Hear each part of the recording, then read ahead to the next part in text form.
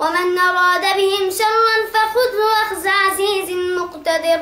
اللهم إنا نشكو إليك من مساجد هدمت، ومن أعراض انتهكت، ومن أطفال يتمت، ومن نساء ثكلت يا الله. اللهم عليك بطاغية الشام بشار ومن والاه، فإنهم طغوا في البلاد فأكثروا فيها الفساد، فصب عليهم يا جبار صوت عذاب. اللهم زلزل الأرض من تحت أقدامهم يا رب العالمين. اللهم يا باسط الأرض ويا رافع السماء، نسألك بأسمائك الحسنى أن توحد بين صفوف المجاهدين.